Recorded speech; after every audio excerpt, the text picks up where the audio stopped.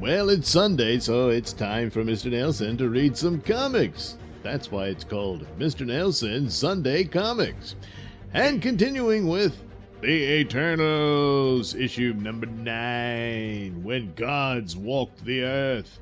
So here we are, this, beautiful specimen that we met last issue. Says he can't be controlled.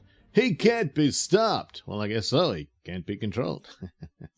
So, they're fighting him and all that. He's the killing machine. Well, if you don't want a killing machine around, don't buy one. So, here we go. A big opening splash page. So we get Icarus is back. We missed him for a while, because they were dealing with other people. Who were the space gods whose images engraved on ancient stone taunted us with an awesome mystery that made thunder to life in tomorrow's skies? Who were the devils and demons that plagued the footsteps of humanity and filled its dreams with terrors that linger to this day? Who are we? Oh, good question. Can we be the true inheritors of the earth, or one of many seeds planted by celestial lands? Well, there you go. The answers to all of it is yes. Read on. See the fantastic become reality. See the killing machine.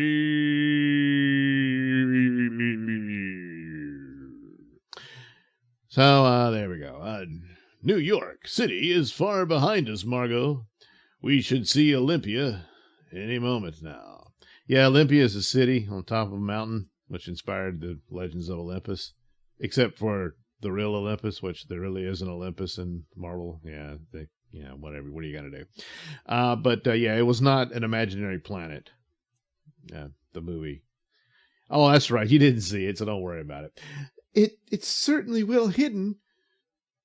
It's not hidden, but merely kept from discovery by humans with a mass illusion process. That means it's hidden. Makari, what are you going to do? Wow, we got this big, ginormous double spread here where this flying snake thing attacks Icarus. So, In the company of Icarus, the levitator, and Mockery, the light-speed racer, Margot Damien suddenly sees what no other human has ever stumbled upon: the awe-inspiring city of Olympia, mountaintop home of the Eternals, and something unexpected. Mockery, look! Fire bolts of Zoras. My ass? No, Zoras. Where did that come from? You said Zoras. No. So there it is. And so Icarus is like, whoa, no. If that thing can fly, it can also bite. Well, lots of things can bite, but they can't fly, What does he say? Clear the decks for a rough welcome. Icarus swiftly maneuvers to escape the jaws of the lunging monstrosity. He looks pretty shocked. Where'd he go? Seeing the sights of Olympia is not the inspiring event it used to be. The eyes of Icarus blaze bright and deadly as destructive forces leap at his attacker. But to the astonishment of all onlookers, Mockery, look! I see it too, Margot. Thunder! A greater beast is spawned by the explosion. Well. Okay. He can't help it. Icarus is soon fleeing a new and more dangerous pursuer. This has become a game not to my liking. A game? Is this what you Olympians call a game? There are some among us, and one in particular, with weird ideas concerning the state of humor. To rid ourselves of this monster, we must seek out a smaller one. Okay. Oh, yeah. There she is. The movie, Despite their never-ending pursuit of peace, Eternals are still subject to some very human ways of achieving it. Icarus of the polar mountains does not take this kind of welcome lightly. Hold fast, young one. So I skipped ahead, so I guess the monsters were just illusions that Sprite did because, he thinks it's funny. Surely a just, dumb one. Sprite, you anger an honored guest. Submit to discipline. Oh, boy. I don't know that we want to see this. The chase continues into the very heart and splendor of High Olympia. The scamp has done it again. Another day, another skirmish.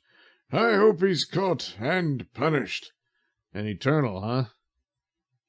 Huh. Anyway, one side Olympian, I have a minion. Oh, no, a minion. A minnow to catch. That little fool Sprite will cause a war someday. Probably did, but his toupee's coming off. Here we go.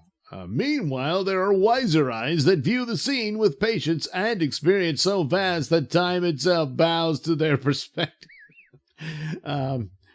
Even during this time of final judgment of all things on earth, the young ignore all but their youth.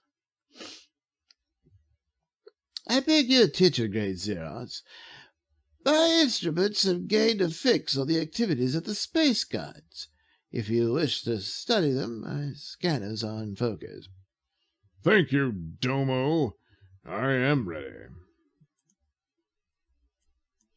Zuras, from his mountaintop, will see what the humans are already witness to below. In a Soviet war room, a greatly enlarged photo is studied. This is no phantom, Comrade General. This is a giant, now at large in the Siberian wilderness. Unbelievable. Has the photograph been checked for evidence of some prank? This picture is authentic. We are raced with immediate decisions. Anyway, Nezar of the Fourth Host creates no greater stir in Siberia than the sight of Oneg in the vast hinterlands of Australia. That's him, lads. What do you think of him? What do you think of my wild story now? Stand clear of him. He's only got one voice. Stand clear of him. He's an outer spacer for certain. A dingo UFO. Always got to put a dingo in it somewhere. Meanwhile, the space guides of the Inca carvings have suddenly reappeared to confront humans everywhere. Harjan, the analyzer, treads the Swiss Alps, much to the chagrin of veteran climbers. Holy Toledo, what's that? Careful, grip the rope, or you'll drop me. Look at it. Look at it. Yeah, there it is. But it is Isan who generates the most excitement in Miami Beach. Scores of bathers rush to the surf and stare breathlessly out to sea.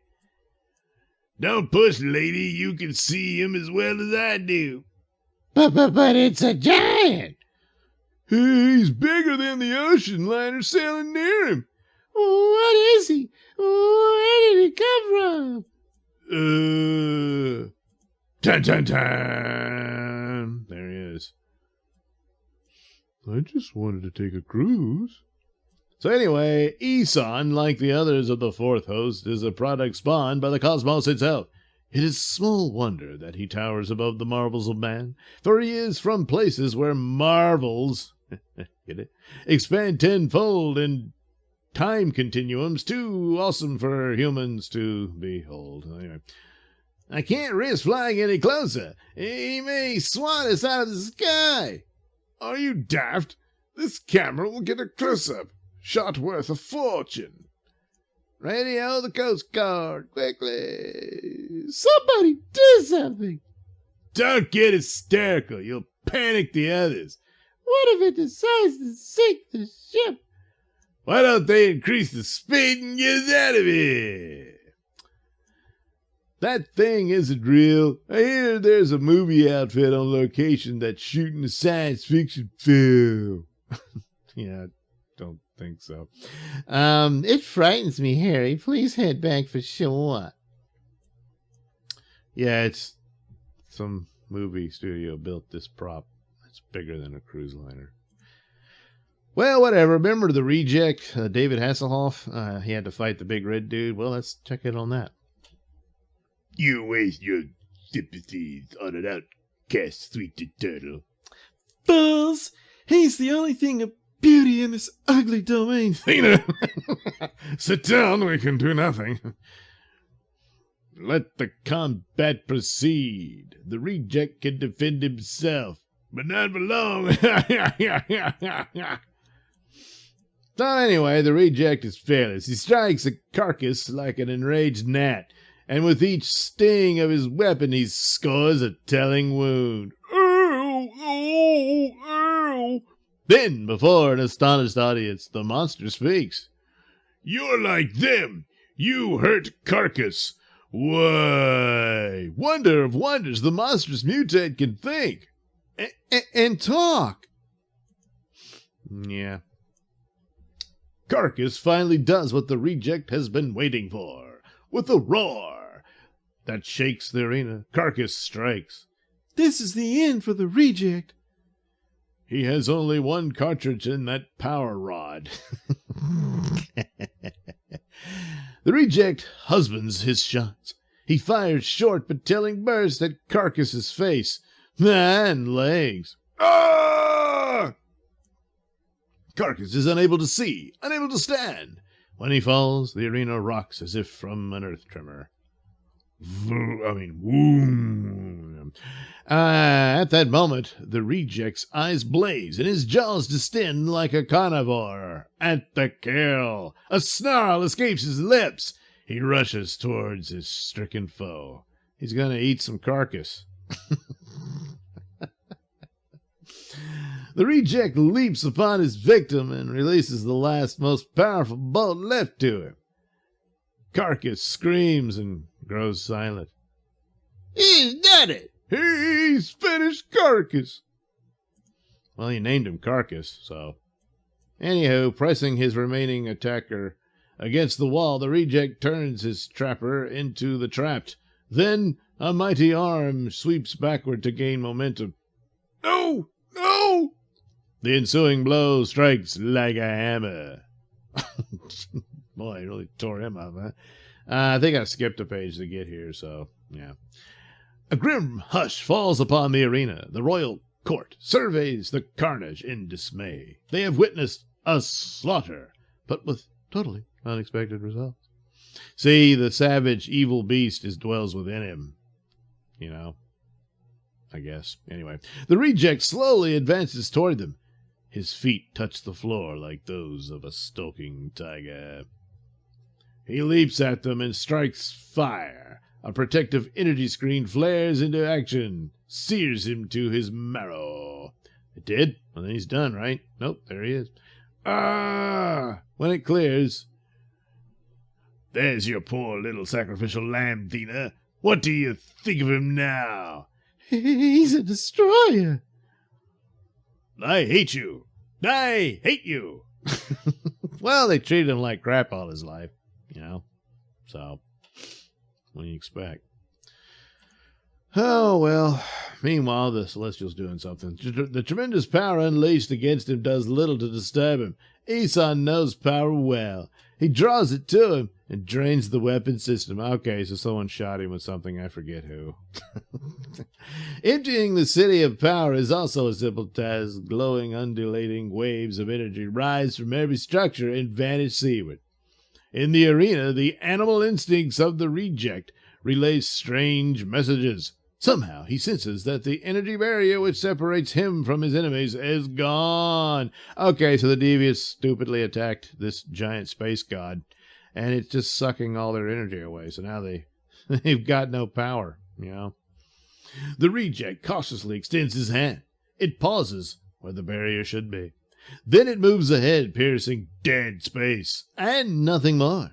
He is now free to wipe out the objects of his burning hate. He moves menacingly forward. I guess that's it for Mr. Toad, huh?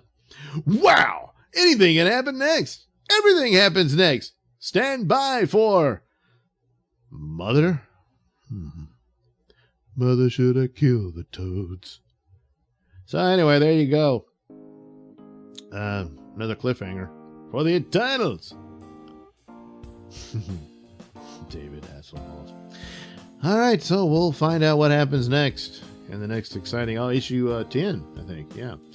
For well, this is issue 9. Yeah, that's right. So it'll be issue 10, and we'll see what happens in the next exciting issue of the Eternals when gods walk the earth here on Mr. Nailsin Sunday Comics. Thanks for watching and listening. Say, while you're still here, why not like and subscribe and share with your many friends? Yes. Also, check out my mini stores in the link description below. Yes, where you can get t-shirts, hats, mugs, all those goodies with my artwork on them. Oh, yeah.